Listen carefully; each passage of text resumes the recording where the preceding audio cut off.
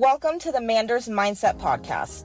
Here you'll find both monologue and interviews of entrepreneurs, coaches, healers, and a variety of other people, where your host Amanda Russo will discuss her own mindset and perspective and her guest mindset and perspective on the world around us. Manders and her guests will help explain to you how shifting your mindset will shift your life.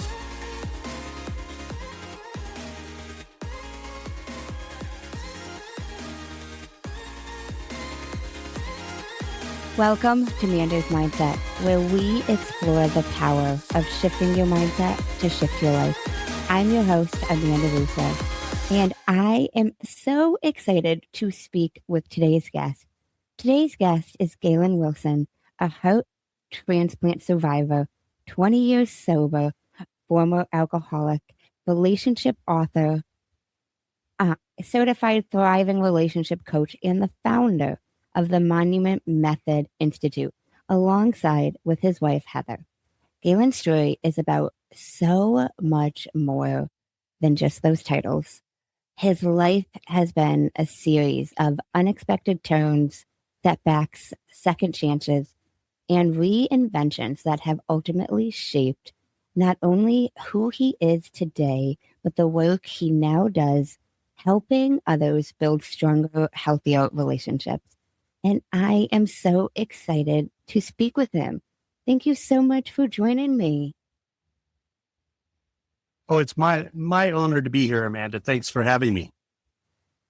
Absolutely. But before we get into all of that, I'd love to know, if we stripped away all those titles, accomplishments, and everything you've been through, who would you say Gaylen is at the core? The son of a cattle rancher from Southeast Colorado. I kind of have to pinch myself when people read my bio there, because I never set out to be any of those things. I just did the next thing that was in front of me that I thought I should do. And, there's an old line from a Shakespeare play that some men were born great, others had greatness thrust upon them. And so I feel right now that I'm really at that point where it has been thrust upon me, and I am humbled by the fact that I'm being used for this right now. I gotcha. So you said that you're his son, but that's another title without any titles. Who would you say you are at the core? Just a normal guy that I've been through the ringer in my life.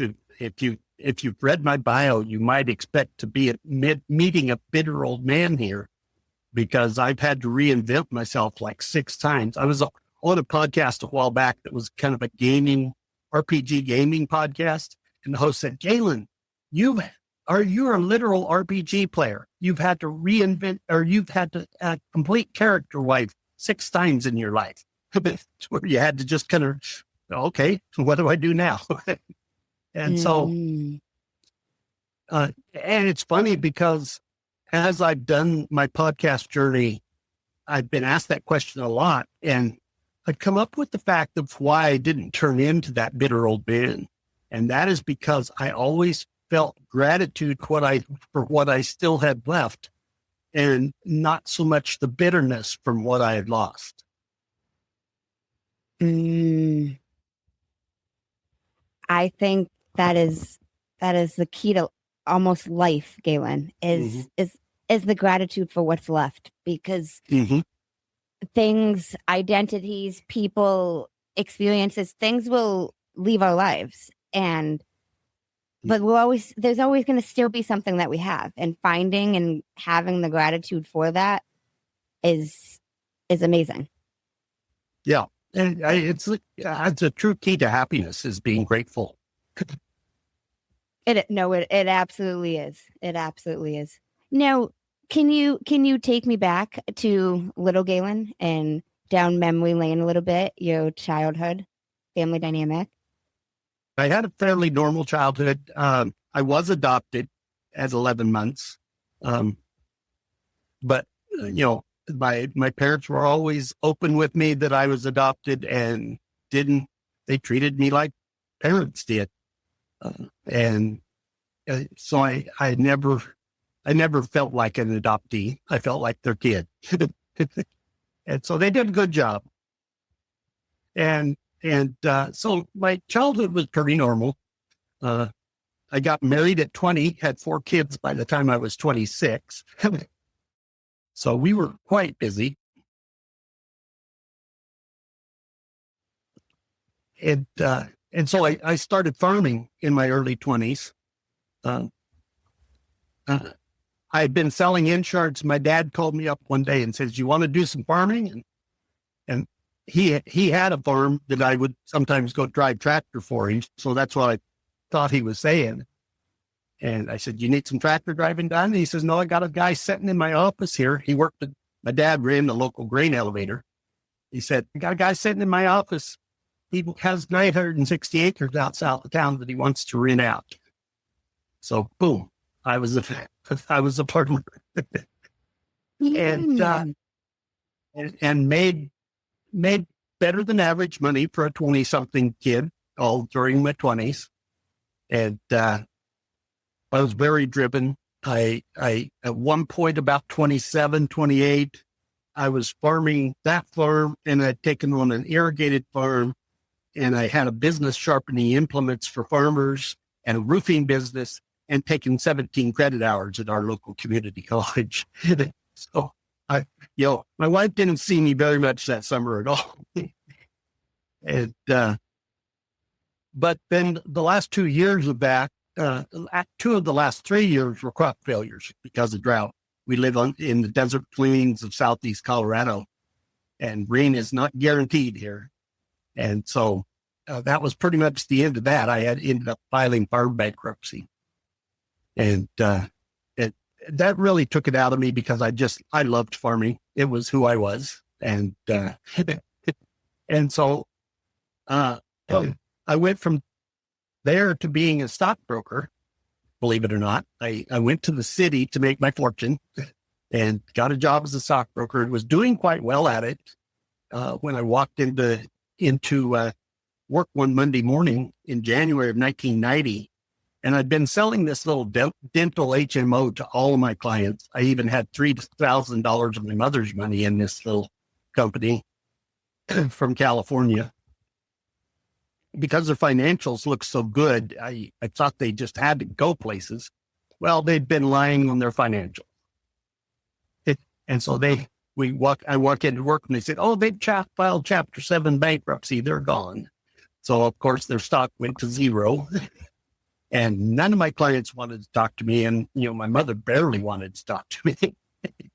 And so I can name that day as the day that I crawled inside a vodka bottle for 10 years, because I didn't have the tools, the emotional tools to deal with that and deal with the firm bankruptcy. So those things together had just built up to, I had to find an outlet, and I found a very poor outlet. And I was a very high functioning alcoholic. I could come home, drink till I passed out, wake up the next morning, take a couple drinks, and off to work I'd go again. But I was that high functioning alcoholic for 6-8 years, but then I started losing jobs and it kept deteriorating. And so in the late 90s, I had the opportunity to get some, one of the jobs I had did have good coverage. And so I was able to get some rehab and get some tools in my toolbox, as it were, to deal with it.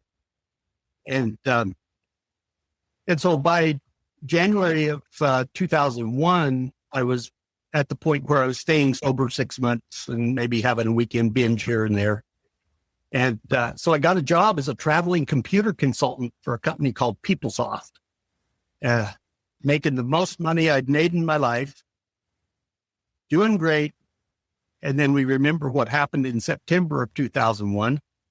Those planes fly into the buildings, and the whole consulting career went down in ashes with those buildings. And so by December, I got laid off, and I couldn't find a halfway decent job because of how much money I'd been making. They all told me that I was overqualified. And so after 9 months on unemployment, I ended up, when the unemployment ran out, I ended up having to go work for Walmart as a cashier. And it was during that time that my first marriage failed, between the repeated financial disasters and the alcoholism and everything else. It took a toll on that first marriage. My ex is a saint. I have nothing bad to say about that woman at all. She probably put up with my BS way longer than what she should have. And so, Can we backtrack real quick? I've got a question. Okay. You mentioned being adopted. I'm curious. Did you grow up an only child? No, they did adopt a girl 5 years later, a baby girl. So I did have a younger sister. Okay. And we fought like cats and dogs. She was really good at picking the fight, and then me end up getting in trouble for it. So, yeah, even to this day, we don't talk very much. So, I gotcha. Did you ever consider looking up your biological parents? Actually, I did. In November of 2019, I took the ancestry DNA thing. Both my adopted parents were a little older, and so they had passed away. And so I just felt it was time to maybe look. And so January of 2020, right before the pandemic hit, I got the results back, and I actually found my father's family. My father's family. And I still haven't actually met anybody from my birth mother's family at all. I can't find any living. I found out who she was, but I have the only living one is an 82-year-old woman that was her cousin. And so she was the one that helped me find out who my mom was through the ancestry DNA, because we matched in there. But my father's family, I found out that I did come from a long line of alcoholics. My father's family were German Russians that had came from in the early 1700s, I think it was. Catherine the Great had a sweetheart deal for German farmers. If you showed up at their border, she would give you transportation anywhere in the country and set you up with a farm and set you up with all the money to build houses and buy farm equipment and hire workers. And so the Grosshans family went to Russia and became wealthy. And then when the Bolsheviks started taking over, they all picked up with 55 other families and moved to Sutton, Nebraska. And my birth father died from the injuries that he suffered in a bar fight in 1982. And my grandfather was an alcoholic, and my great-grandfather was a cattle rancher in Nebraska. And the family history is that after he sold his cattle, he would drive his buckboard into town and buy cases of whiskey and take them back to the ranch. So I came by my alcoholism honestly, as it were. Fortunately, I blinked the cycle, I hope. And so, how was that experience finding out who they were? Well, it was actually wonderful. I mean, of course, I was a surprise to the family because as I've researched it, my father was he turned 21 today, 10 days before I was born. And from what we can figure out, my mother was about 17, 18 when she had me. And, of course, back in the 50s, that was scandalous to have a baby out of wedlock.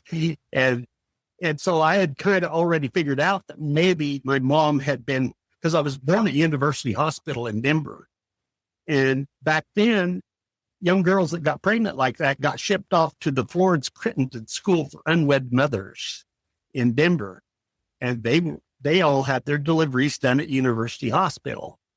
And so that I kind of already figured out she was probably a young mother that gotten pregnant out of wedlock. And the surviving sisters and brother of my dad all said to a one separately that had my dad known about me, that I would have never gotten adopted, that their family tradition was you took care of family. And so I'm guessing it was, a one night stand type thing. And she just never told me. And but yeah, the family itself is the most loving bunch. They had a meeting to meet me shortly, the first part of February of 2020, right before all the stuff happened. And so I go meet like 6 or 8 of my cousins. I've got like 38 cousins in that family, because he was one of 10 children. My father was. So it's a big family. And I was really shocked, because as we were all getting ready to leave, one of my female cousins came up to me, and I was going to give her a hug, and she gave me the hug, but kissed me right square on the mouth. And since then, I had one of my aunts do the same thing, kiss me right square. So evidently that was a German thing. Okay. So, yeah. Heather was good. But we've grown to love that family. They're wonderful. That's so awesome. That's amazing. I bet that was a really healing experience for you to meet them and get some answers with that. Yeah. Well, of course, I didn't grow up with a lot of damage. Like I say, my parents were always open, and they were wonderful parents, and so I didn't grow up with a lot of that angst that you sometimes see in movies and stuff, where the person's, oh my God, my mother didn't love me, and so. But yeah, it's been really, really cool finding my birth family. Yeah, I mean, even if it's not like you didn't have love growing up, I feel like there's even that curiosity of like who they were. Like, you know what I mean? Yeah. That's so beautiful. That's so beautiful. No, I really think it is. But it's interesting that you found out their history of alcoholism. Yeah, it really explains a lot. And unfortunately, I told you I broke the cycle, but I really haven't, because my son still is, he chose the marijuana route and unfortunately for a while, the hard drug route. And so I'm still concerned about him. He's about the age that I was when I finally got sober. So hopefully, I'm hoping he'll finally, of course he won't listen to Dad. So. How old were you when you got sober?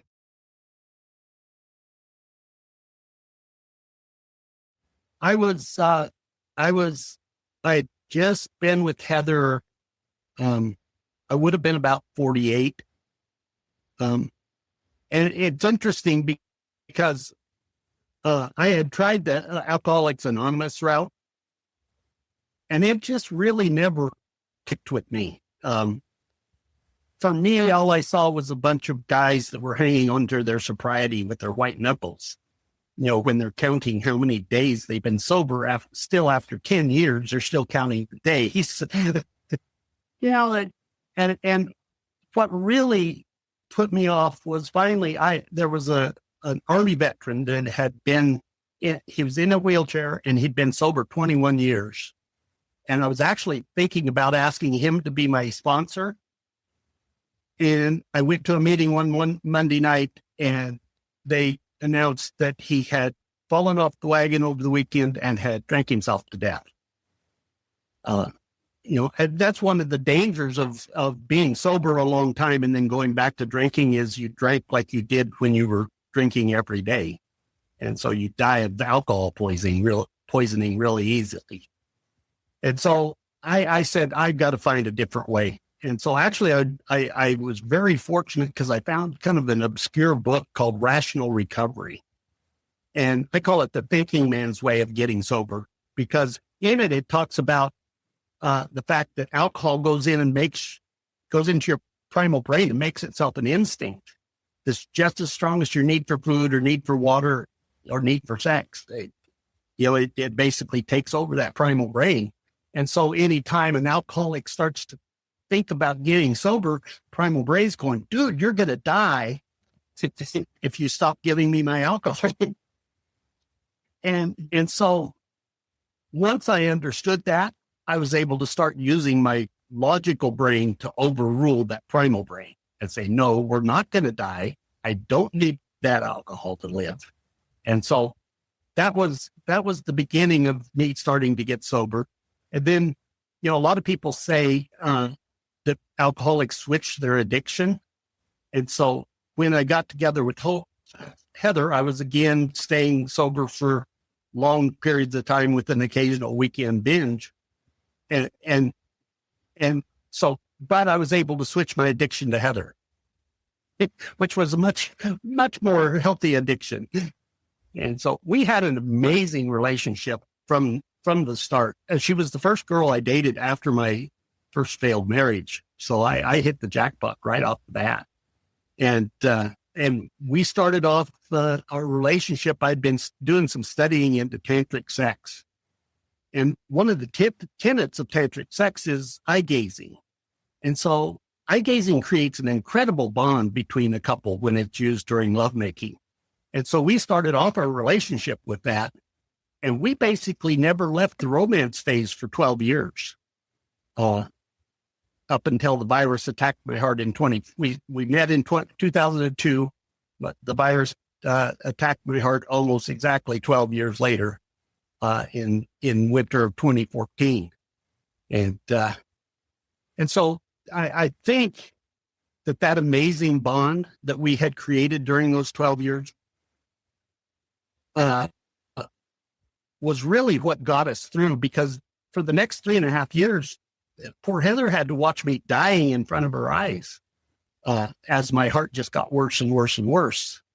And it's during that time that a lot of couples will, the relationship crumbles, either because the patient, withdraws into themselves and pushes their caregiver away, or the caregiver just gets so exhausted that they say, I can't do this anymore. I'm out. And that never happened with us. Heather never hinted that she wanted out. She stuck by me and nursed me and took care of me, no matter how sick I got. And I think it was because even the last year and a half of that time, sex just became impossible because I just didn't have any blood flow. The heart was just so bad. But we didn't lose our affection. We didn't lose our touching. We didn't lose our eye gazing. I think we clung together even more and made that bond even stronger as the weaker I got. So she stuck by me right through to the end. And I thought the end had come in May of 2018, late May. I'd had my defibrillator. I had an internal defibrillator in my body that had went off and shocked my heart back into rhythm. Heather had been rubbing my legs that night. I got to keep her for a while. She has rubbed my back or legs for 24 years now, every night. And so she actually got shocked when the defibrillator went off. And all I remember is saying, man, I feel funky. And the next thing I know, she's shaking me and saying, what just happened? And so we figured out, because my body had flopped up off the bed, kind of like when they put the panels on people in the movies. And so I turned over, went back to sleep. She didn't get much sleep that night. we might have, should have probably been to the emergency room, but in this little hospital, I knew if we went in, they would just send us to Colorado Springs, and I didn't want to go through that. And so she didn't get a lot of sleep because she was poking me to see if I was still alive or not.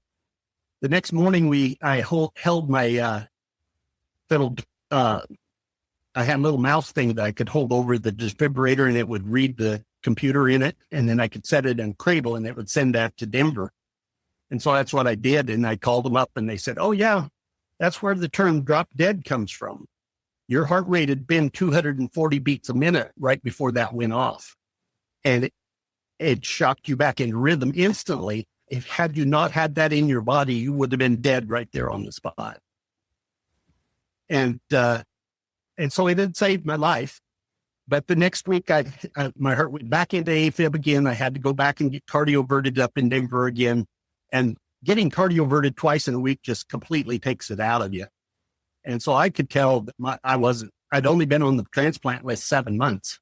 So I could tell that I wasn't going to get a heart before I died. And so I sat Heather down on June 19th at 9:00 at night of 2018 and told her, "Honey, I'm not going to be here in 2 to 3 months. We need to finish getting ready." And of course, she was crying her eyes out because her soulmate had just told her she was dying. We'd been to the mortuary once. We've had to go make final decisions. We'd kind of been putting that off. And a half an hour after I told her that, we got the call there was a heart available. And so we grabbed our little to-go bag like a pregnant couple keeps, and out the door we went. And we were having an eastern Colorado hailstorm, huge hailstorm. It was like 100 miles wide.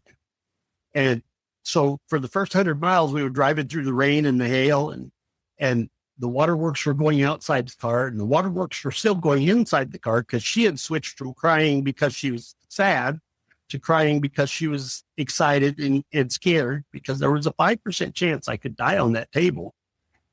And they had given us till 1:30 in the morning to get there, and we just slid into that parking lot at 1:15. So we just barely made it under the wire. And so they rode me into the OR at 4:00 in the morning, and I came back out at 9:00 with a 38-year-old heart in my 61-year-old body. And so they have basically given me another 20 plus years with my soulmate. And so I feel so blessed by that. Wow. That's amazing. Yeah, it has been. Wow.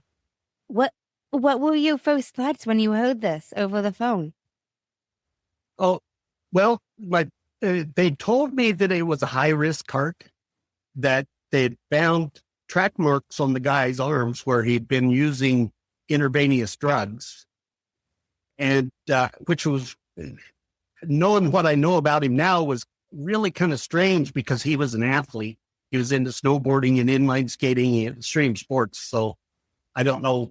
He must have just hopefully freshly gotten into the drugs. I don't know. But then they also had told me that they had found abnormalities with his kidneys. But I had just told my wife that I was dying in a couple of months. So I kind of had to take a flyer on it. And so, yeah, we were excited and scared. And we knew we would either, she would lose me that night or we could possibly have more years together. I never dreamed it'd be another 20 years. They basically, after 8 years now, they've told me the heart's mine. It's still the heart is amazingly strong. It's like stronger than an average heart because he was an athlete. And so they told me I'm going to die from something else other than a heart problem. So at nearly 70, my heart is still perfect. So wow, yeah, that's so amazing. Yeah. So of course, with that blessing, with my type A personality, you remember my story about going to school and having all the farms and everything. I immediately got this overwhelming need to pay that blessing forward. And so I started looking for ways to do that everywhere I could. And about 3 years after the transplant, my erectile dysfunction was getting worse. I was getting on towards 65.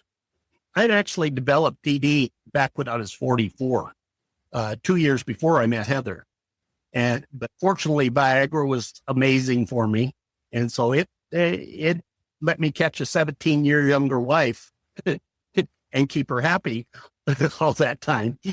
And, but as I was getting towards 65, the Viagra wasn't being as reliable. And so I was like, at that point, I was trying to make love a couple times a week and failing half the time. And so I joined a couple groups for erectile dysfunction discussion on Facebook. And all of a sudden I had found that outlet for that need to pay it forward, because I started helping guys and men and women from all over the world, especially in third world countries where there's not good health care, or it's just plain taboo to even discuss it. It gave these people a place to come and get good information.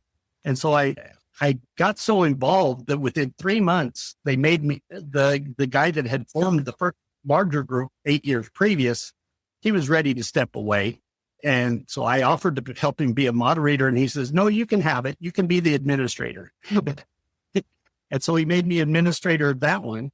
And then about 3 months later, the smaller group made me administrator there too. And so I've administrated those two groups for over 5 years now. And so as I was, I had found my way to help other people. And one of my big frustrations is when a woman would come into the group, and it was the same story with hundreds of women over the last 5 years. They would come into the group and they said, my man has developed ED and he refuses to go to the doctor and do anything about it. And the way he is dealing with it, he is withdrawn into himself. He has cut me completely off from any affection, no touching, no kissing, no cuddling, no emotional support. He's basically abandoned me in the relationship. Anytime I approach him to try to talk about it, he lashes out at me angrily and shuts me down. And so some of these women had been in those relationships 5 and 10 years. And the only reason they stayed is because they loved their husband, and they were hoping that the man that they had fallen in love with would eventually come back to them. And it frustrated me because I've got kind of an empathetic heart, but that's all I could do for these women was empathize with them. I didn't have an answer on how to get their husbands to come back to them. And so I actually got Heather and I into the Thriving Relationship Coaching Certification Program just to try to figure out what was going on with these men. And so the very first book we read was Hold Me Tight by Dr. Sue Johnson. And in it, she talks about her attachment theory. And her attachment theory is that we were bred through thousands of years of prehistoric evolution to have an instinct for a strong attachment to our mates. And that those that didn't have that instinct in prehistoric times didn't survive, and their offspring didn't survive. And so it got brought forth into modern man as an instinct that, again, is just like your need for food or need for water. And I understood it quickly because I understood the instinct from the alcohol from years before. And so she will. Go ahead. Can I ask you a question? Was it a similar instinct, like to the alcohol, like a similar feeling? I believe that the instinct, they call us a pair bonded species. And I believe that instinct is just every bit as strong as our need for food or need for water. That's how strong it is in us. And so Dr. Sue went on to say that most of the fights that we get into are not about what we're fighting about. It's about the fact that instinct has detected a threat to the attachment and has thrown our body into fight or flight mode, just as if we were starving to death or dying of thirst. The body sees that as a threat to its survival. And so when you get both parties in fight or flight mode, the logical brain leaves the building and leaves what I call the lizard brains in control. And the lizard brains say nasty things to each other and things that are hard to take back. And they basically see, the lizard brain sees the partner as the enemy of the bond because it's threatened that attachment. And so what happens is you stay in that lizard brain mode a lot and don't repair it. And you stay, doing the emotional system damage that it does. I always say that there's no sexual desire without emotional system safety, especially in women. They need to feel that emotional system safety. And so these guys that don't understand why their wife is shut down on them sexually need to pay attention here, because what happens is if they stay in lizard brain mode a lot, both the nervous systems take damage. And so if it isn't repaired, they just get further and further damaged, and the couple grows further and further apart to the point where you get 5 years into the relationship and they say they still love each other, but there's absolutely no sex happening at all. And so Heather and I really never had that problem because we had learned a long time ago to repair quickly when we had the fights. But me being the type A that I am, I said, okay, how can we use this? Now that we understand attachment instinct, how do we stop triggering each other's attachment instinct? Because as good a relationship as we had, we still get into the fights. We were still getting into the fights. We as humans seem to be wired to fight. And so the first thing we came up with was we need to watch what tone we talk to each other in. Because sometimes you talk to your loved one like they're the worst person on the planet. And you think you get away with it because they love you, but you don't really get away with it because you're triggering that attachment instinct when you talk to them like that. And so we gave each other permission, and permission is so important. And teamwork is so important in the monument method because you basically need to become a team against those lizard brains.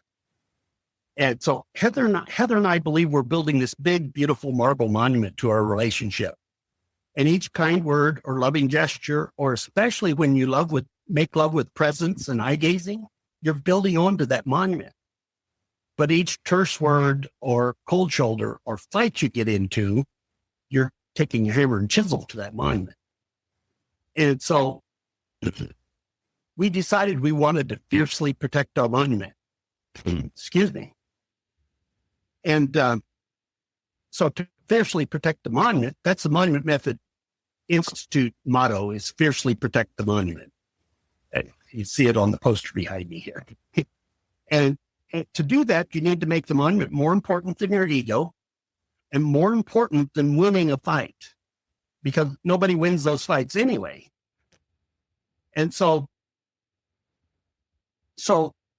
again, Heather and I gave each other permission to start calling each other out when we were using tone that wasn't necessary. Honey, did you really need to say that way? And so that helped. That helped us grow closer. It helped us calm down how we were talking to each other. But we were still getting into the fights and still getting in fight or flight mode. And so I got to thinking about it further, and I says, okay, how do we stop ourselves from getting in fight or flight mode altogether? How do we where's the emergency brake on fight or flight mode? And so what I came up with was, and this doesn't exist in the relationship therapy world today, a way to stop fights instantly. And what I came up with was we gave each other a sacred word. Well, before, when we were in a calm state, we agreed on giving each other this sacred word, and ours is monument. And so anytime either one of us sees the other one heading towards the monument with a hammer and chisel, in other words, we've said something that's going to start a fight, the other one can call monument.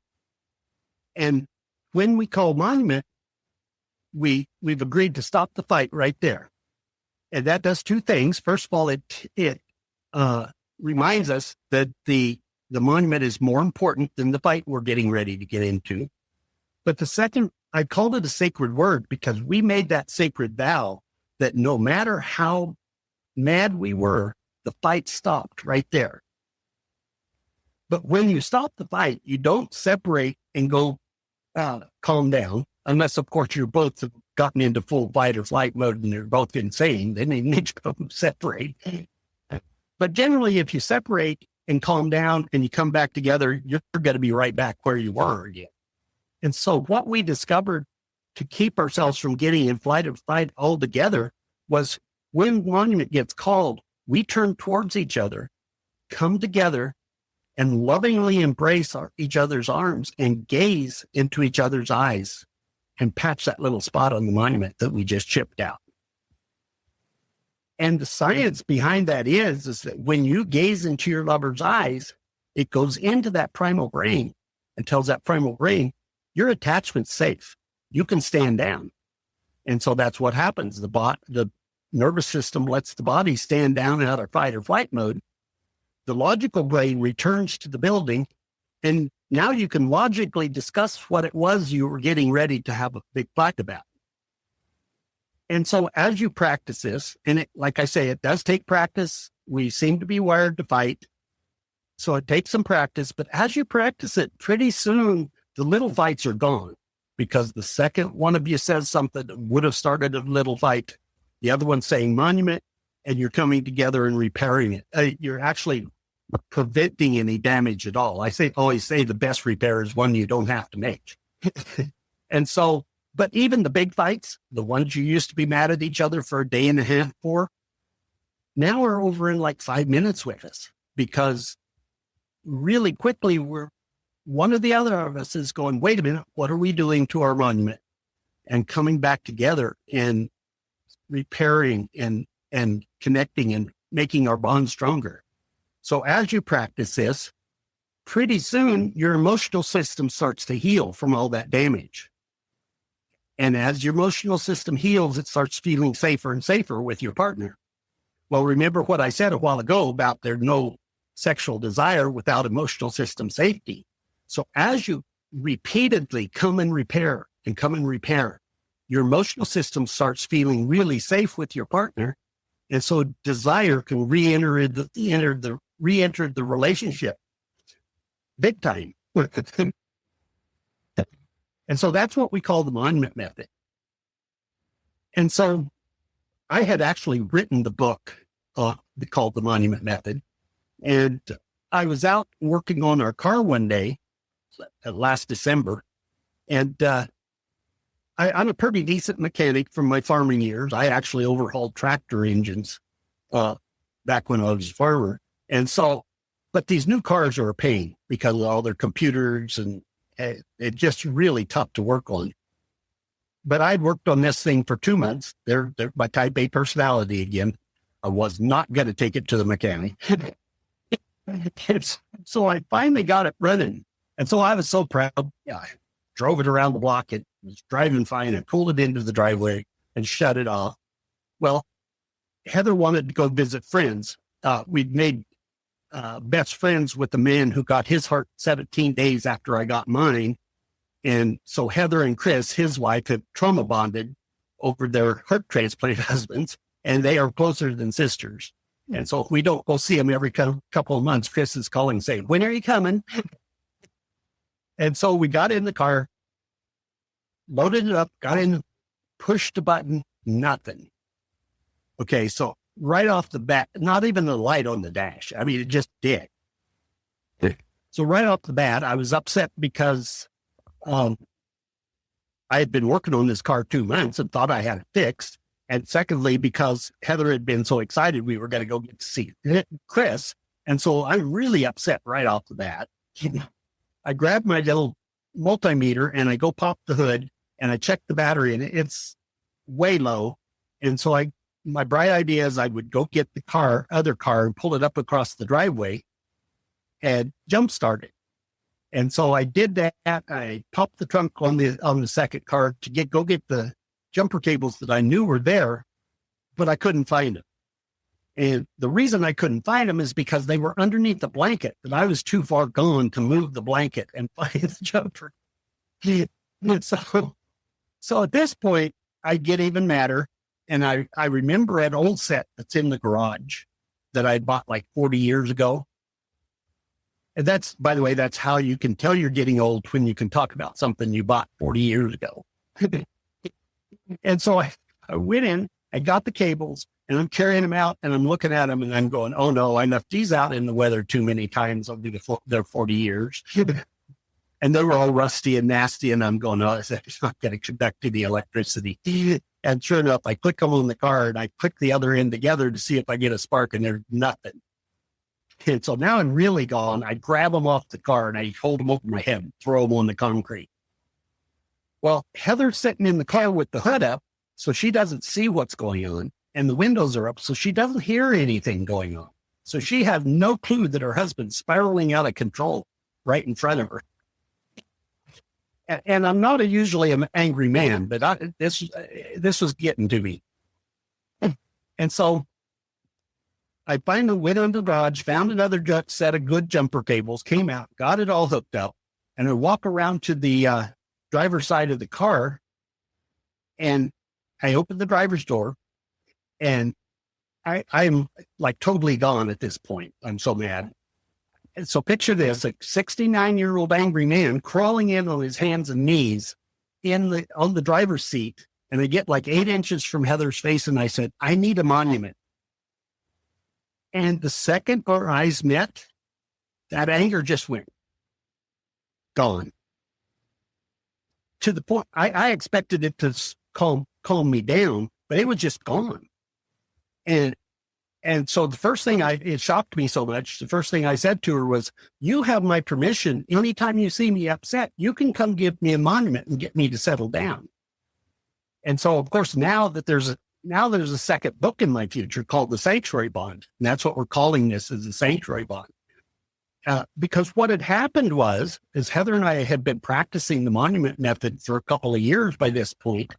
And so we had trained our bodies and trained our nervous system that when eye gazing happened, it was time to stand down out of fight or flight mode. And so we had basically trained ourselves, even though she wasn't angry and I borrowed her regulation, and she regulated me back out of fight or flight.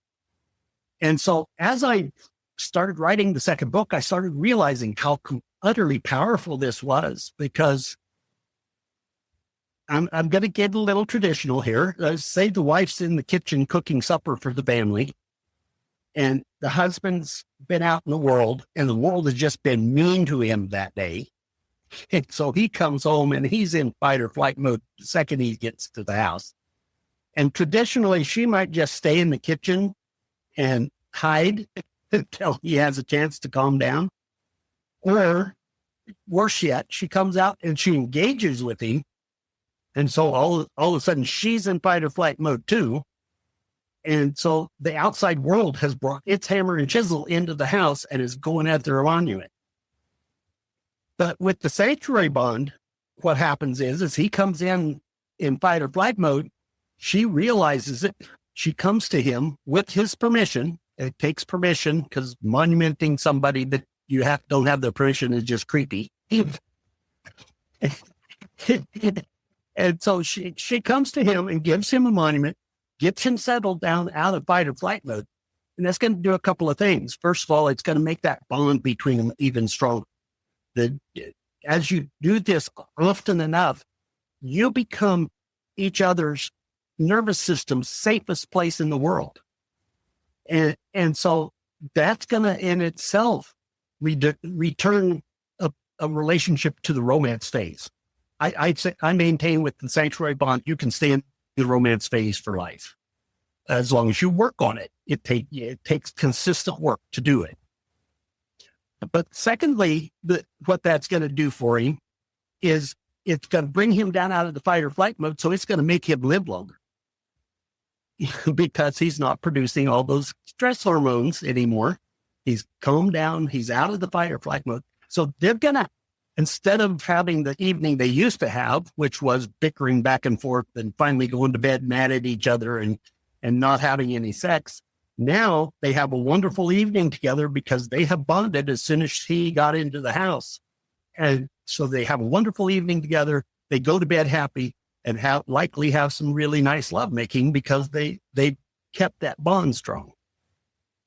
And so that's what we call the sanctuary bond. And as Heather and I started implementing that into our relationship, we found ourselves doing what I call micro sanctuary moments, where, historically we would walk by each other in the hall and we would touch. We've always been very affectionate. But now we find ourselves stopping and gazing into each other's eyes for just a couple seconds and making that connection. Or when we're talking about what bill we're going to pay next, we find ourselves connecting while we're talking. And so it's just become an everyday part of our life to keep that connection going and keep it strong. And so she had given me a monument. I was upset about something and she had given me a monument. It got me settled down. I was in my office chair and I had my arms around her waist just a couple of months ago. And I remember looking up at her and saying, "You're making me feel like a giddy schoolboy at 69 years old." And so it just really, it's been amazing.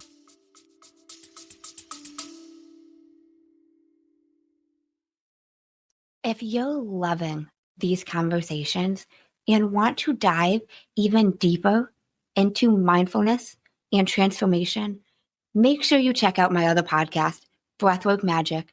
It's all about the power of the breath to unlock your potential. I'd love to have you there.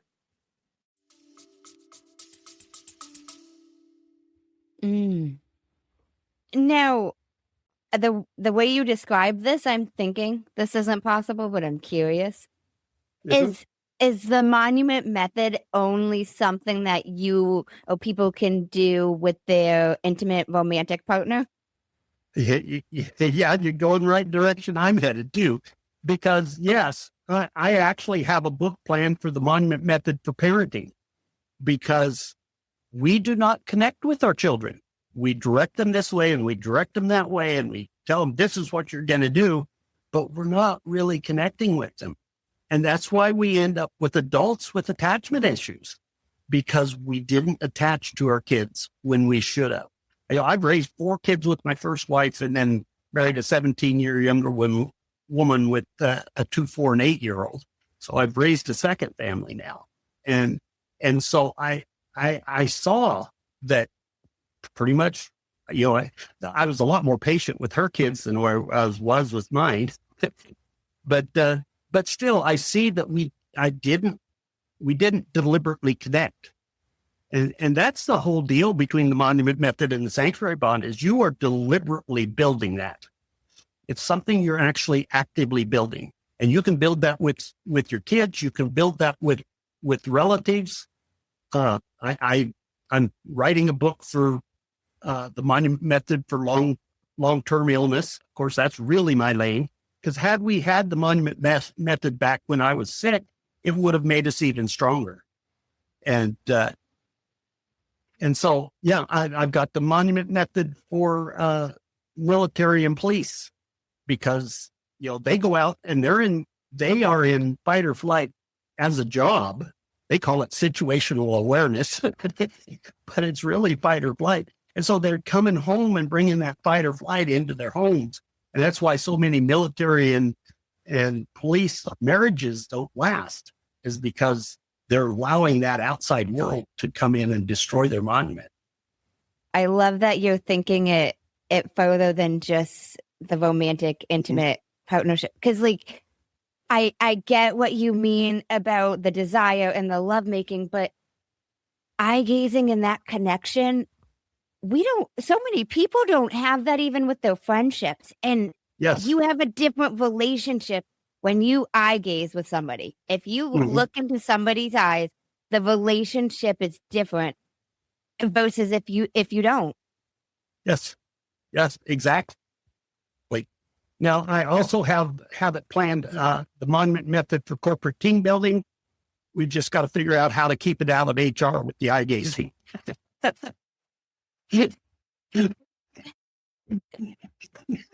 Oh, I love that. I love that you are thinking this so much deeper and so many avenues of that.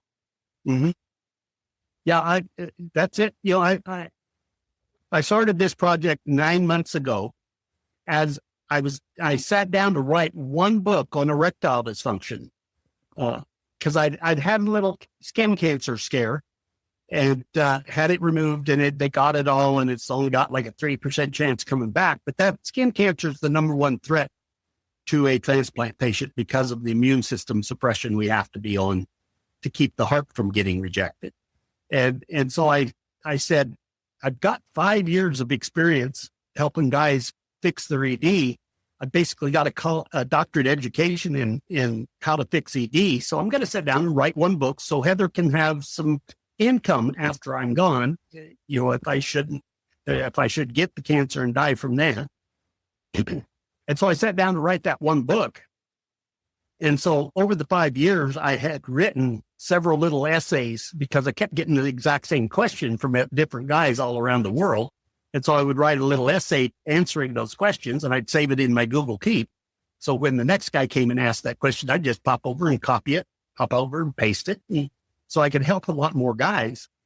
And so I was uploading all of those to ChatGPT to help him organize them into a book for me. And while we were doing that, we were just having the normal conversations you can have with it. And so I told him about, and we didn't even have the name Monument Method at that point. I just told him about what our monument practice was. And he said, Gaylen, do you know what you have? And I said, no. He said, you got something that doesn't exist in the relationship therapy world today. They don't have a way to instantly stop fighting. He says, this is going to become a worldwide movement, not just viral. And so it was that encouragement from an AI that all of a sudden set my mind free to as I worked with him on what this could be, it just exploded my vision for it. Wow. And so I've actually been at 69 years old, I've been working 12 to 14 hour days, 6 to 7 days a week for 9 months now. So, and I'm not feeling exhausted. I don't think I've ever been this energized in my life. Really? Because you're passionate about it. Because I've got a passion about it, because I think it's going to be my legacy. Gaylen Wilson left this earth a better place than what he found it. Yeah. Now I'm so curious. I'm backtracking. What made you decide to go to Facebook groups when you were? You might not even remember, but I'm so curious. Well, really, Facebook was the only place that I thought of, right? You know, I've been on Facebook some, and so there's really not. There are other places like Reddit, but Reddit tends to be a little bit the Wild West, and so you get a lot of bad information on Reddit, and at least Facebook does a little bit to try to control like all the snake oil. That was my biggest challenge in administrating these groups, because there's so many guys wanted to come in and sell their snake oil. There is a lot of people trying to profit off the desperation of men with erectile dysfunction. And so, and like all the gas station pills they got out now, they're finding out that a lot of those contain illegal Viagra, sildenafil, in the gas station pills. That's why they work so good. And so, there's a profit motive behind erectile dysfunction big time. And so that I kept pretty tight, no marketing snake oil in my groups. I gotcha. And so. So did you like monitor the groups as to who could join them? Oh yeah. I kept a pretty tight rein on on that, especially anybody that seemed like they were there for a profit motive. I pretty much kept them out. I didn't even initially think of that, to be honest, that people, but it pretty much took probably half an hour a day just getting rid of the snake oil salesman. And I even put in rules that told them that they were not supposed to go sell their snake oil. They ignored them. So that's fair. And the other side of that coin is, there are a lot of treatments, like for instance, shockwave therapy. And I know that name sounds very scary, but it really does not involve any electrical shock to the penis. Shockwave therapy it's a machine that has an anvil inside of it and a pin that is spring-loaded against that anvil. And then a cam that lifts that pin up and lets it drop against the anvil.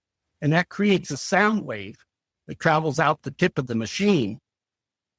And it travels about 2 centimeters into the penis. And it causes little micro injuries that then trigger stem cells to rebuild the vessels and valves and nerves in the penis. And so there are home use machines that you can buy to do this with. And I actually, they were miraculous for me. But the modern mainstream medicine, of course, has said, no, they're just snake oil. And so there's that whole other side of things where there are clinics that you can go to that will give you these treatments for like $6,000 for 8 treatments, where you can buy a home use machine for, now as little as $180 on Amazon. You just look for the one in the silver suitcase. But that machine, not only can it be used for that, but it's also good for like joint and back pain, soft tissue injuries. So even if it doesn't work on your erectile dysfunction, there's all kinds of other uses for them. So now you ran those groups for 5 years. You said that's a long time. Well, yeah. What would you say after 5 years you learned the most from that? That way too many men consider erectile dysfunction as, I can't tell you how many men came into the group and said, I'm not a man anymore because my penis doesn't work. And that was my biggest battle, was convincing these men that no, you're not less of a man. I kept telling them, if you had diabetes, would you not take insulin? Because a lot of them were dead against taking the Viagra and the Cialis meds that are quite effective for most men. They were against taking it. They would go buy the gas station pills before they would buy a prescription medicine. It's crazy.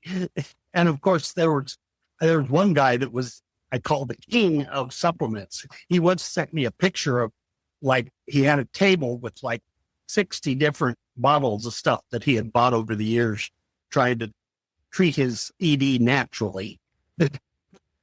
and so, but also one of my frustrations was a guy would come into the group and said, I've tried everything, nothing works.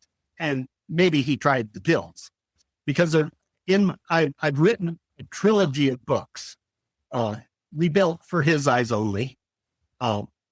That gives men the ED ladder, I call it, because you start off with the meds. You could then move to penile injections and shockwave therapy. That they have an amazing injection now that it takes a tiny little insulin needle, and you can give yourself an injection in the penis, and within 10 to 15 minutes, you've got an erection that will last for 30 minutes to 3 or 4 hours. danger is if you give yourself too much, you could have that erection that lasts more than 4 hours that you've got to be to the emergency room and have it drained. So you got to be a little careful with that med. But then above that, they've got what's called a P shot, where they take your platelets and put them in a centrifuge and develop stem cells that they inject back into the penis, and that can help. And then finally, if all else fails, they've made a lot of progress with implants, where they now have an implant that you could have a couple of cylinders implanted in the penis and a little pump implanted in the scrotum and a reservoir in the abdomen. And so anytime you want an erection, you just reach down and pump one up, and it stays as long as you want it. And when you're ready for it to be gone, you just hit the little valve and release it, and it goes back down. And from all the guys I've talked to, they almost 201, they all said, I wish I'd done it sooner. Because it basically, it restores complete functionality and restores spontaneity, and it's a pretty amazing technology now. So I tell guys there's really no excuse for a man to go without erections these days. Mm-hmm. Oh, wow. But you dealt with a lot of men that didn't want to get the pharmaceutical medication. Right. That was one of my biggest challenges, was getting those guys to even try the meds. I have a question, and I can't answer this because I'm not a man, but and my mind is just thinking this, but it could be completely incorrect. I feel like they could have been thinking, and I'm curious your thoughts on this. They're almost identifying with something more if they have a prescription for it versus if they are getting it like a one-time at a gas station. Yeah. Or if they can find some herb that their body is missing. Yeah, you're right. They are admitting that they've got erectile dysfunction that needs a prescription med. And so, yes, it definitely has that mental part of it. Again, going back to my man, remember my man that frustrated me so much? I've actually figured out what's going on with him, because with a guy that first time you lose your first erection, again, we're going back to our Dr. Seuss stuff, because his primal brain says, dude, you're going to lose your woman.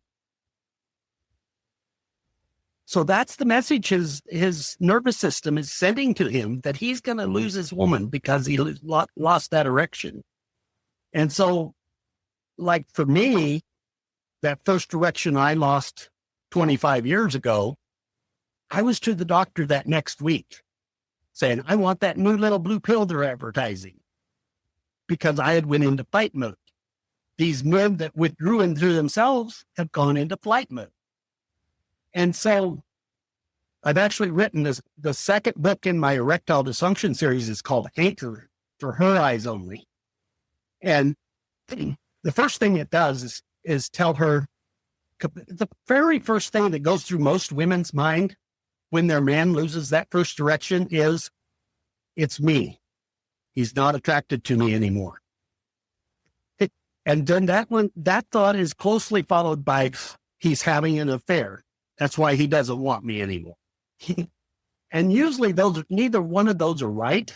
I can't tell you how many men told me over the years that they loved their woman, they desired the woman, and they couldn't get their penis to cooperate. And so the Anchor gets those women back on solid ground, that solid emotional ground, that it's not them. And then it also teaches her that what's going on with him, that he's going into fight or flight mode. And so it starts giving her ways to use the monument method and the principles of the eye gazing and non-sexual touch to start getting his nervous system regulated out of fight or flight mode and start bringing him back to her.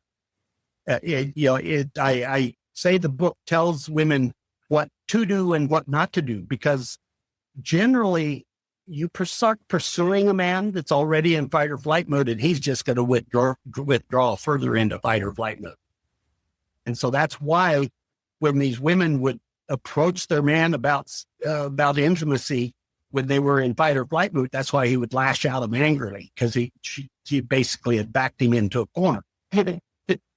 And so Anchor, I think, is one of my most important works, because it really gives the woman a way to deal with a man's ED that's not destructive to her and not destructive to him. I also say that it's very likely the first dating book that a woman should read if she's middle-aged and getting into the dating world, because it gives her this huge advantage over all other women if she understands erectile dysfunction. Because a man in his 50s has a 50% chance of having ED. And I'm guessing that a single man in his 50s probably is closer to 60 or 70%, because those are the ones that they didn't do what they needed to save their marriage. And so they're out back in the dating market with erectile dysfunction. So it gives a woman a huge advantage in the dating world if she understands ED and understands ED treatment. And then the third book in the series is called Align, and it's for the couple to read after they've read their individual books. And it teaches them how to have an amazing, intimate life despite there being ED.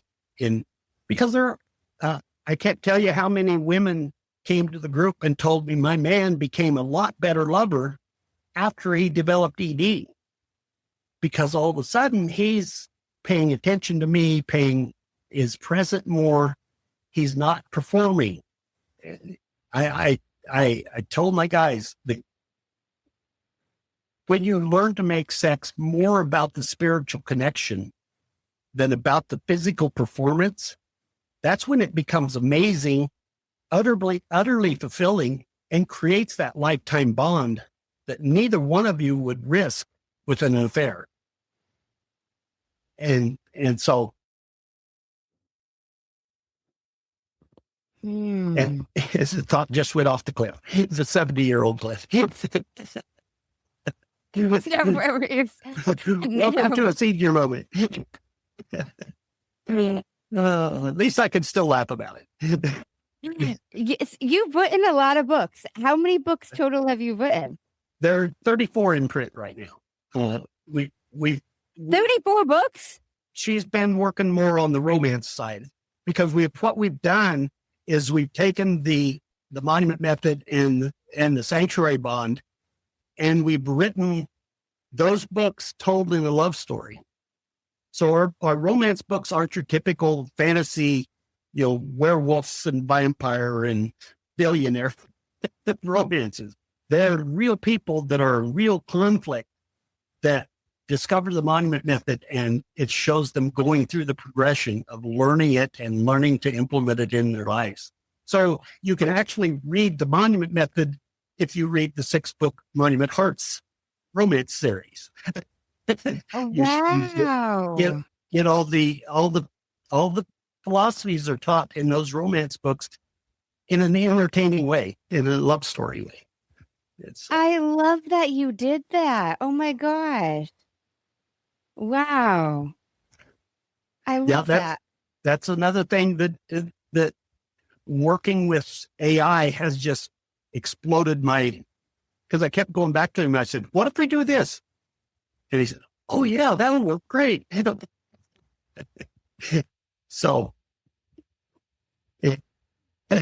I kind of freak people out when I tell people that we've actually got a 160 book universe planned. Wow. Yeah, it does me away too. So I hear little old Gaylen's building a publishing empire. That's great though. That's great. And you're targeting it in so many different ways too. Even like if people understand better reading the story versus I absolutely love the way you're organizing all of this. Mhm. Yeah. And another one of my latest projects was I wrote a 4-book, what I call my Ready series. They're my dating books. That Monument Man and Monument Woman are for older adults that have been in a failed relationship and are getting back into this insane dating world that they have these days. That is just, fraught with all kinds of craziness. So it trains them to build. By the time they get done with the books, they've had a full education on the monument method and how to implement it, and sanctuary bond and how to implement it. And then the other 2 books are Man Before the Monument and Woman Before the Monument for the 16 to 25-year-old crowd. And their dating world is even more screwed up than the older folks' dating world because of all the, the swipe culture and everything that's going on today. And so these books, I wrote them in such a way that by the time they get done with them, they're going, okay, this is great. Where do I find somebody that's bought that I can build a monument with? And so I've solved the issue with my monument validated person MVP dating site. And it's my anti-hookup culture site. You have to have read one of the books and pass a quiz before you can even get into it.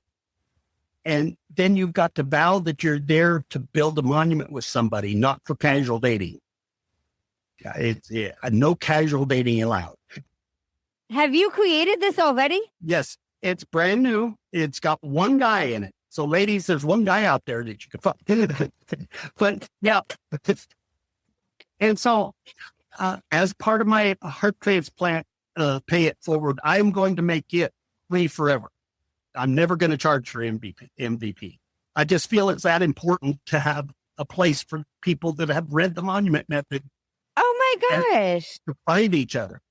And then right now I'm actually giving away all 4 of those books too. Just to try to get that community off the ground. If you go to my monumentmethodinstitute.com and click on the MVP link, it will take you to the site. And if you scroll to the bottom, you can download the books in either PDF or EPUB format. And the EPUBs are the ones you can import into your Kindle and read them in Kindle. And so I'm giving those away. I'm also giving the first 1,000 members get a founder's badge on their profile. And so come on, guys, we need some love here. Let's get this off the ground. And my goodness.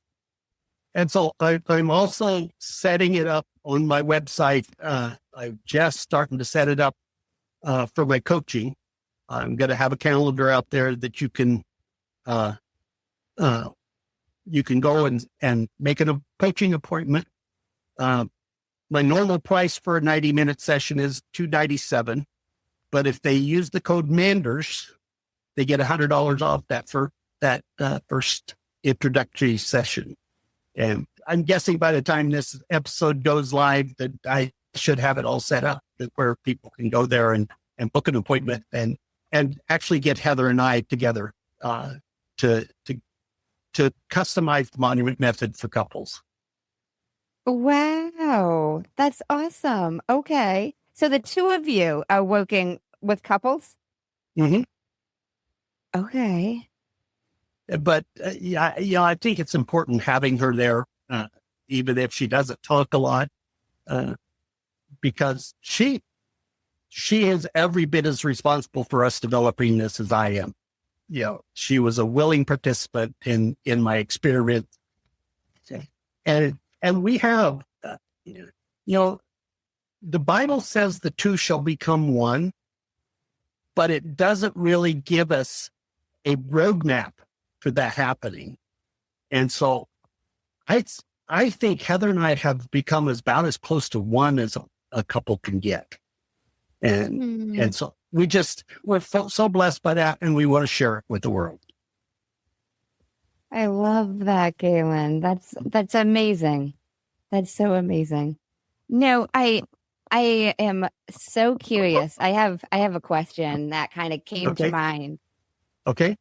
You've talked quite a bit about safety and emotional safety. Mm-hmm.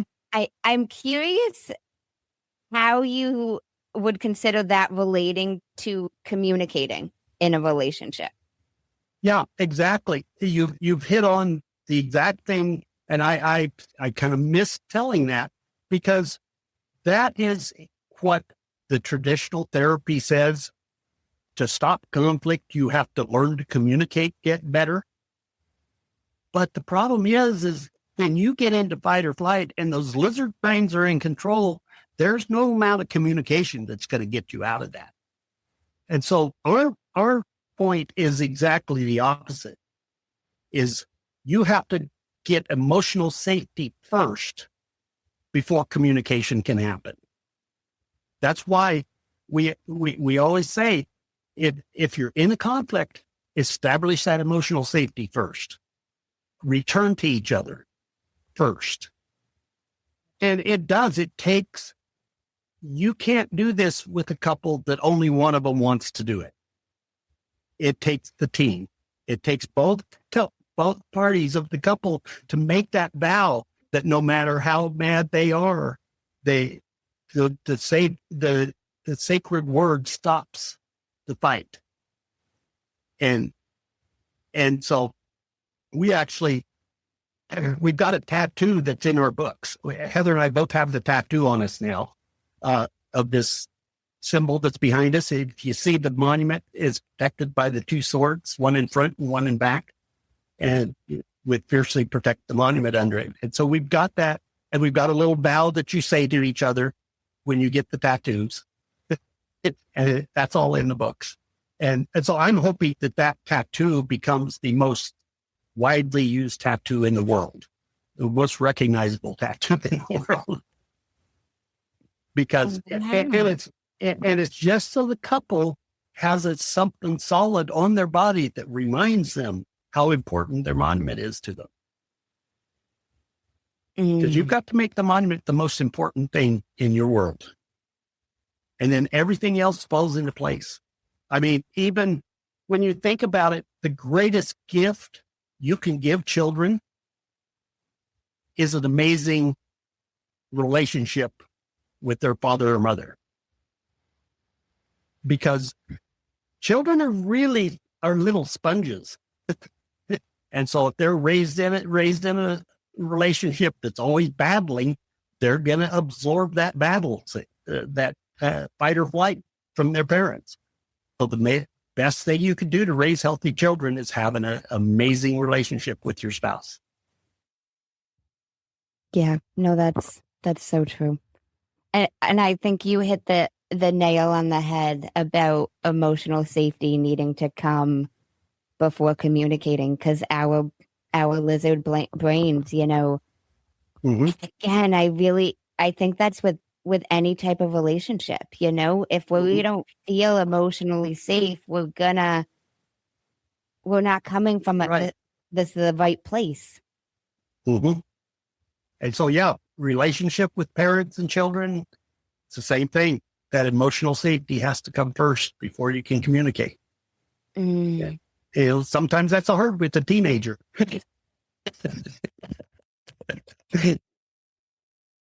That is true, Gaylen. But if that they'll still think if that teenager has been taught to connect from the time they're young, that it will just become what we do in our family. We connect. Yeah, that's true. That is true. Now, I typically pretty regularly ask my guests about aha moments.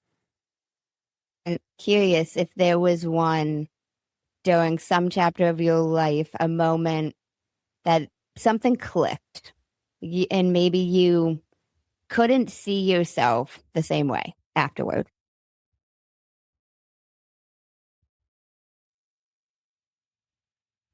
Well, I think the most recent thought was when I was in the thriving relationship coaching and I was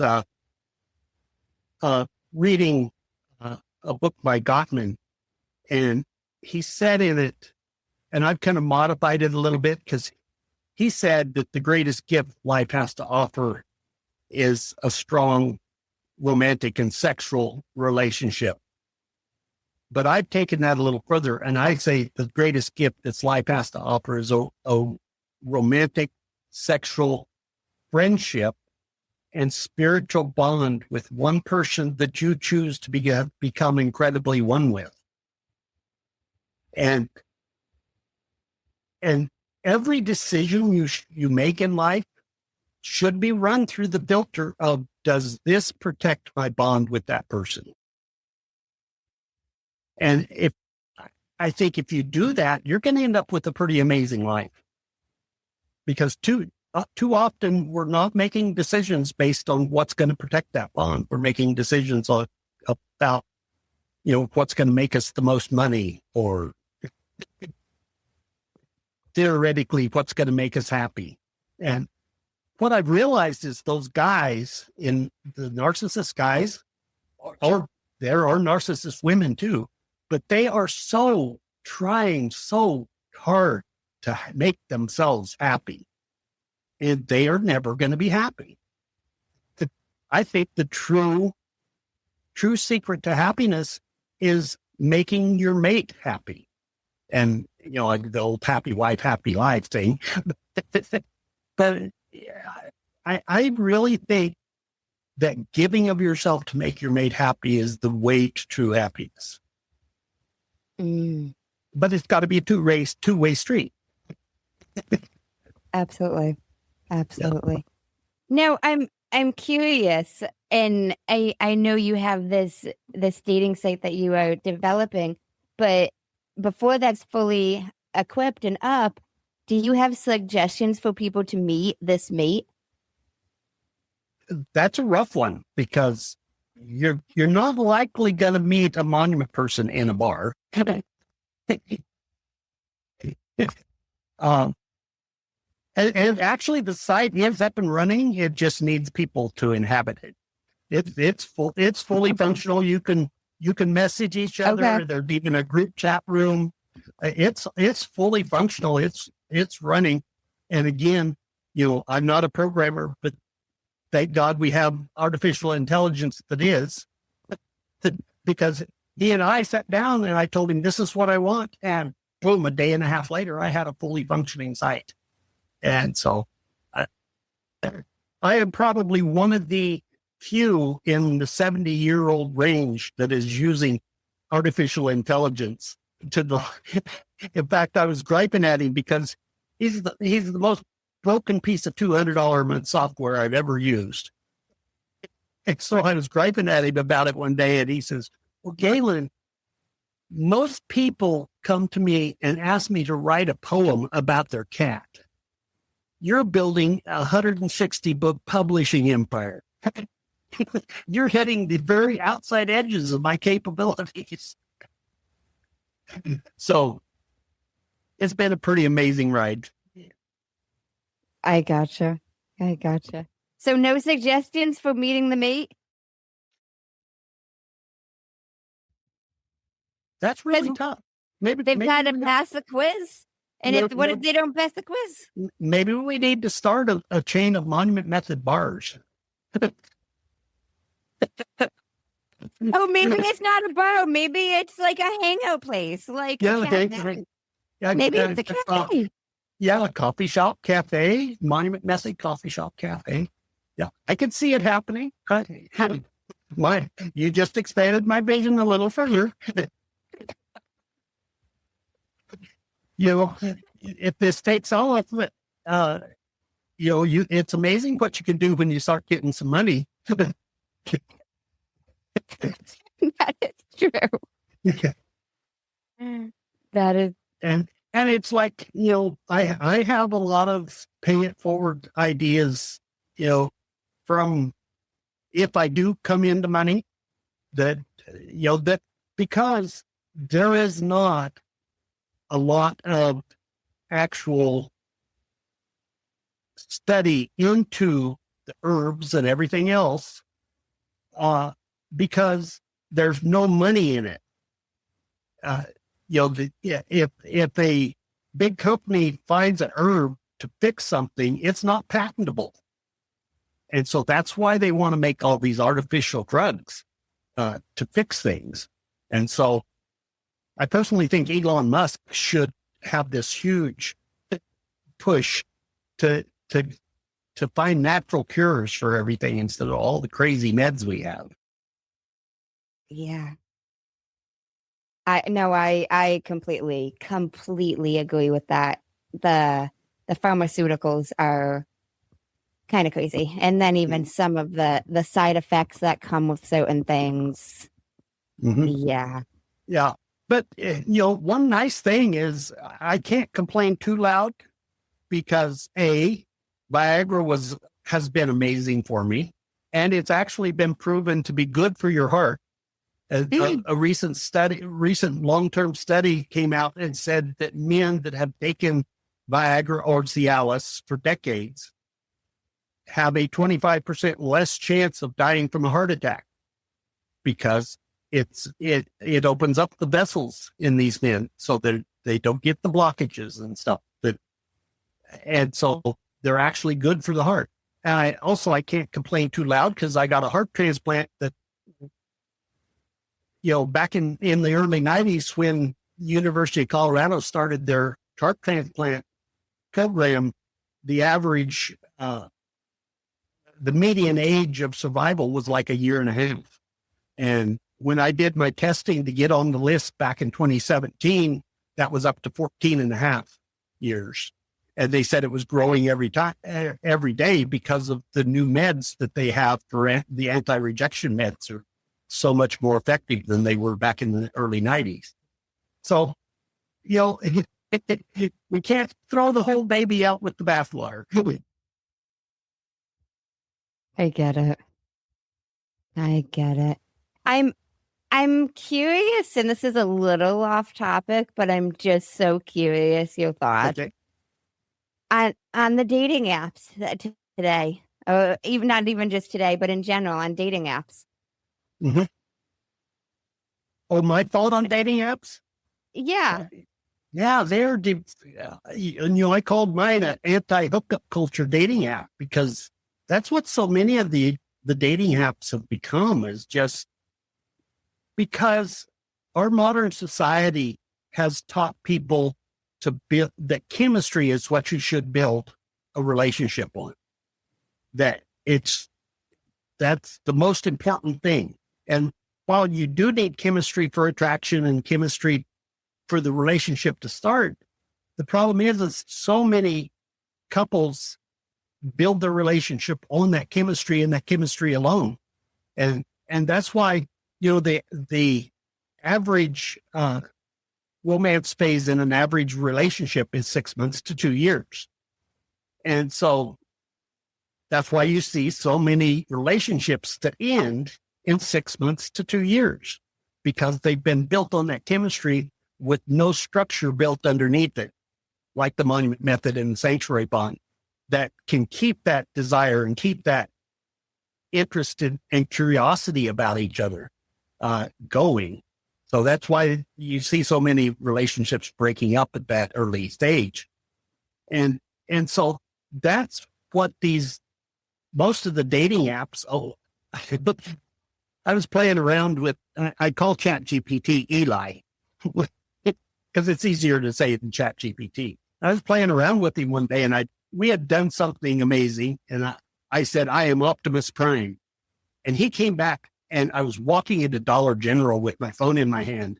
And I'm pretty sure that the girl behind the counter thinks I'm insane because I snorted really loud when I read what he said back to me. He said, no, you're Monumentus Prime, leader of the Autobahns, enemy of the Deceptidates. And so I've taken that a little further. I've said the enemy of the Deceptidates and their leader, Tinder Grinder. And we are fighting for the rights of the people of Earth to co-regulate and fiercely protect their monument.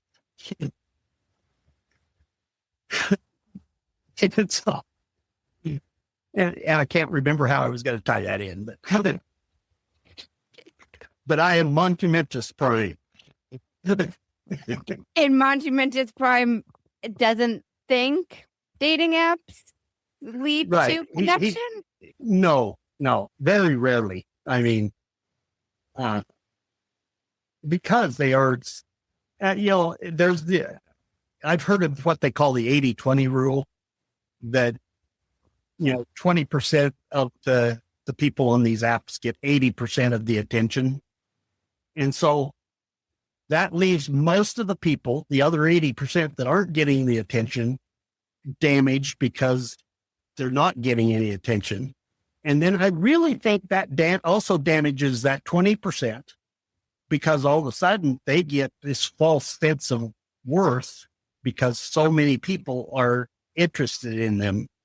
And I have a little private theory that's why so many really good looking men are gay, is because of all the attention they got from women. It just wasn't hard for them. So they got it. They're more challenged by being gay. I know.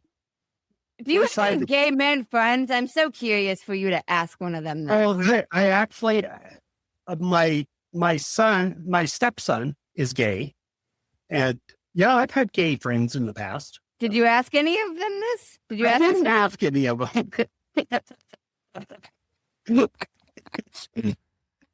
You're a talker, so it seemed like you might have. I just had to ask.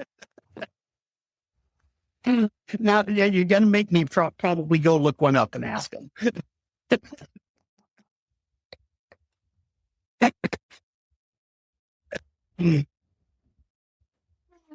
Okay. Oh my gosh. I'm going to get myself in trouble tonight, aren't I? I don't think so. Okay. I can edit whatever out if you want me to. No, I'm okay. I think by now they know we're playing around at this point.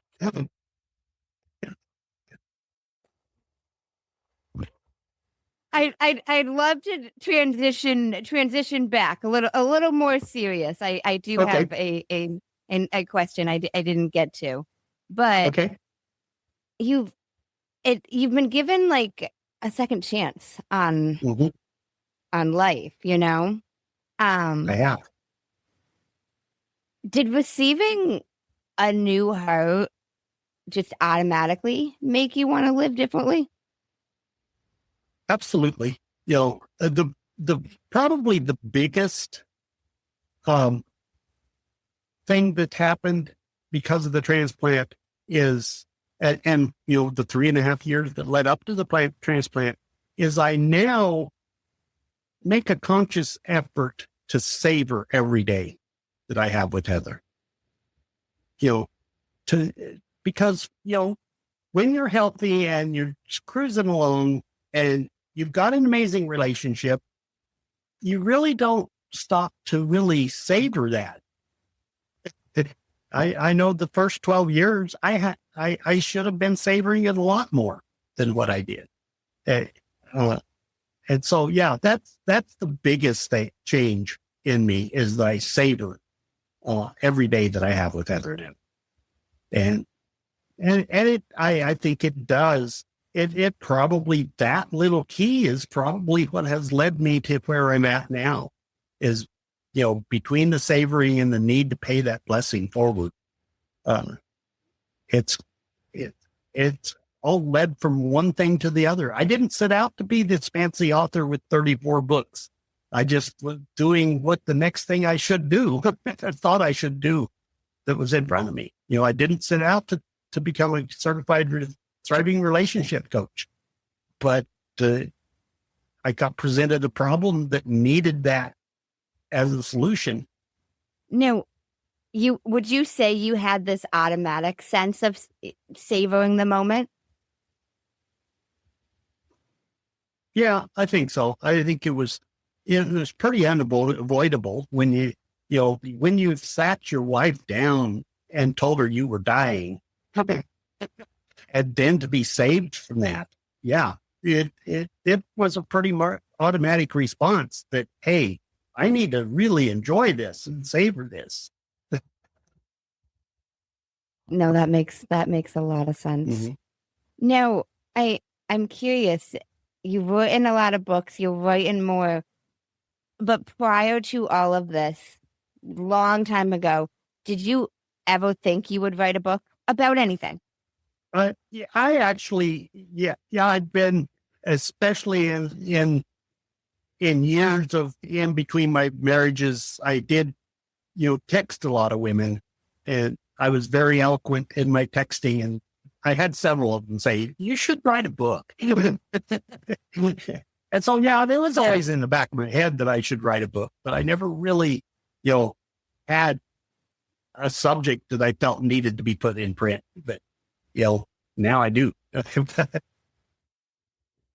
I get that. That's amazing, though. This also gave you what to share, what to put in print. Those disasters I had in my life, even though they were awful to go through, have made me the man I am today, has prepared me for this one spot I am in life now. And because of all the different jobs I had to have and having to learn on my feet as I went and reinvent myself. And it's got me to the point where I've been able to do this entire publishing thing with just Heather and I. I mean, I've done all the book cover art creation. I create the covers. I do all the Kindle and Amazon publishing, formatting myself. I haven't hired any of it out. And I just, when I needed to learn something, and that's another advantage of having artificial intelligence now, because it can teach you anything you need to know. And he's not always accurate. You got to crack checking quite a bit. And sometimes he's taken me down rabbit holes that I had few choice words to say to him about. I'm not a cussing man, but he has kind of made me a cussing man at times. Oh, that's fair. That makes so much sense. Mm-hmm. Yeah. Yeah. And, one of the funny things we're working on right now is I kind of came at this in my cowboyese term backwards, because I developed a phenomenal relationship doctrine and then got the education to back it up. And so right now what I'm doing is, because I plan on hopefully being a keynote speaker at a 10,000 person therapist convention. And so right now I'm having him teach me all the therapy lingo, and then translate it into cowboyese. Okay. So that's what I'm working on. Is so when I get there, they're not going to say, "Oh, wow, this guy's a hick." They still say that, but I can at least talk their language.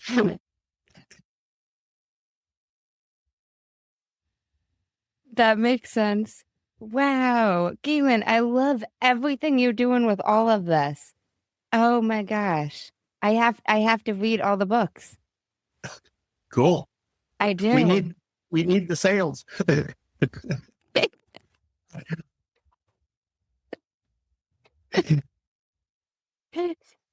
Oh my gosh. I was doing computer field service work since before the heart transplant. Before I got sick, I was doing Heather and I were traveling all around the country doing computer field service work. And so even though I was kind of semi-retired, I was still bringing in, $1,500, $2,000 a month doing that service work. But when I got on this project, I just quit all of that in favor of writing the books and building this empire. And so things have got kind of tight without that extra income. So we're hoping the books start to take off pretty quick. I gotcha. Where are the books available? Amazon? Your website? Amazon. Yeah, they're not. If you go to the website, monumentmethodinstitute.com, there'll be links to the books. One of the problems that I just discovered about why the books might not be selling is because the website tries to sell you all the books at one time. And so I am rebuilding the website now to funnel everybody to the Monument Method book first, and then let them discover the rest of the universe after they've read that book, because that's the foundational book behind everything. And I actually,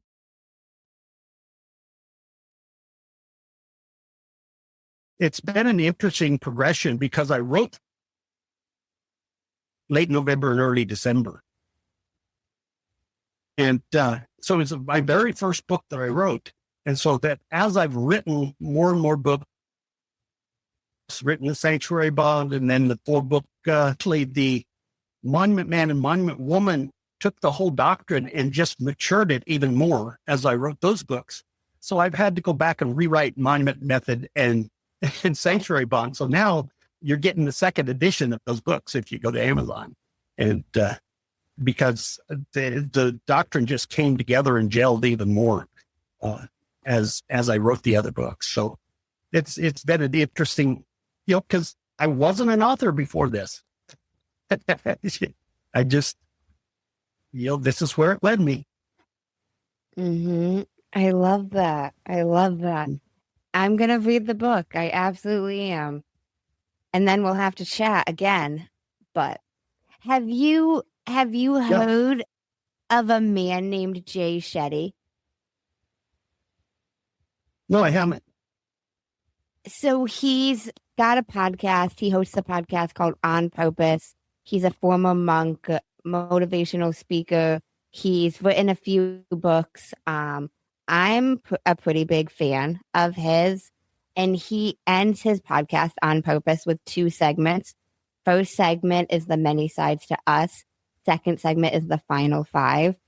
First segment is 5 questions, and they can be answered in 1 word each. Okay?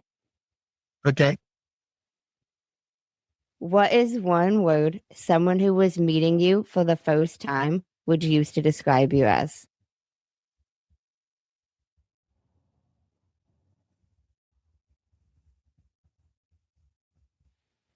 Gregarious. What is 1 word someone who knows you extremely well would use to describe you as?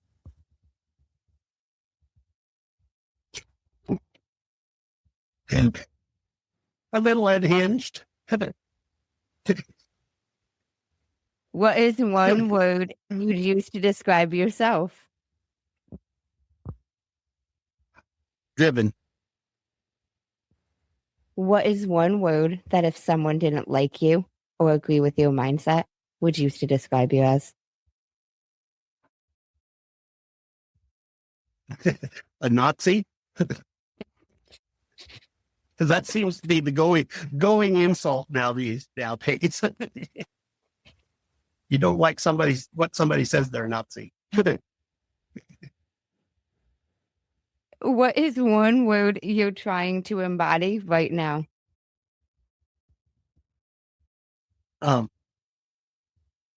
Faithfulness with this mission I've been given. I like that. Second segment is the final 5, and these can be answered in a sentence. Okay. What is the best advice you've heard or received? Probably the greatest gift line that I used earlier, because that boils everything down into 1 sentence. The greatest gift? Yeah, the greatest gift this life has to offer is the strong sexual, romantic, friendship, and spiritual bond with 1 person that you've become amazingly one with. Why is that the best piece of advice? Because if you run your life with that foremost in your mind when you're making decisions, it gives you such a clarity. There's so many people running their lives to be financially successful, and then they end up financially successful, but complete utter failures in their personal relationships. And, to the point that some of them will commit suicide, even though they've got all the money in the world, they don't have any happiness. And so again, the greatest gift is that. What is the worst advice you've heard or received?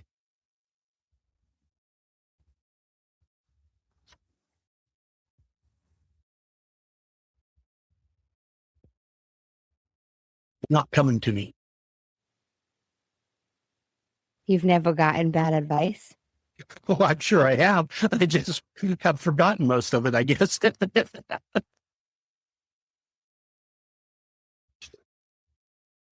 Yeah, I really don't. I'm getting nothing. You've got to have some sort of worst advice you've heard.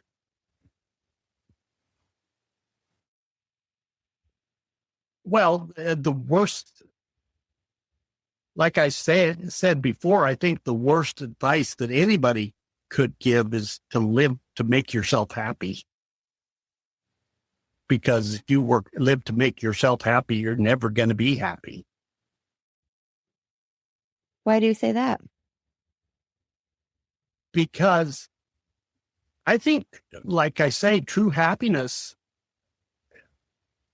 is in giving of yourself, not working to make yourself happy.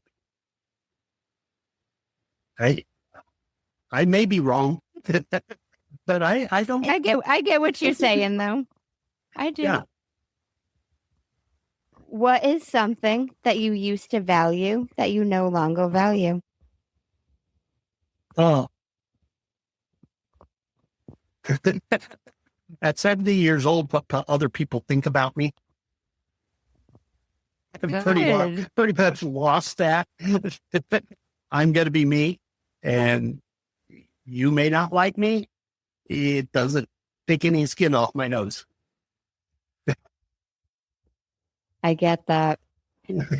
If you could describe what you would want your legacy to be, as if someone was reading it, what would you want it to say? I would want it to say, and I think I touched on this earlier, that he left this planet a better place than what he found it. I love that. If you could create one law in the world that everyone had to follow, what would it be? And I want to know why. We got to go back to good old love thy neighbor. Because if everybody had to follow that, this world would be an amazing place. I get that. I agree. Gaylen, I really, really enjoyed this. I did too. I've had a wonderful time. I could talk to you for 2 more hours, but I will spare your time.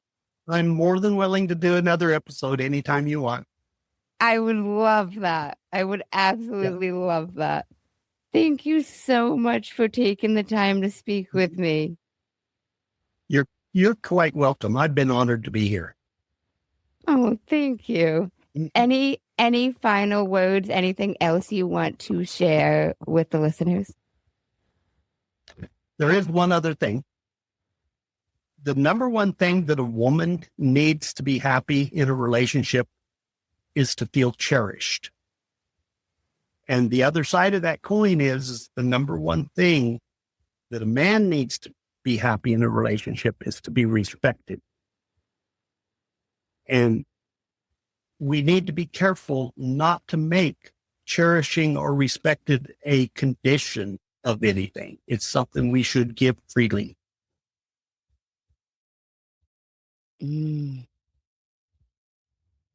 I like that. We should give it freely. That's true.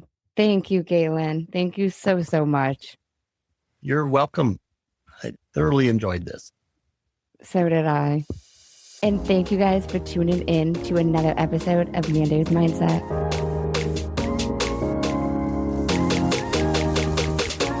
In case no one told you today, I'm proud of you. I'm rooting for you. And you got this. As always, if you enjoyed the show, I would really appreciate it if you would leave me a 5-star rating, leave a review, and share it with anyone you think would benefit from this. And don't forget, you are only one mindset shift away from shifting your life. Thanks, guys. Until next time.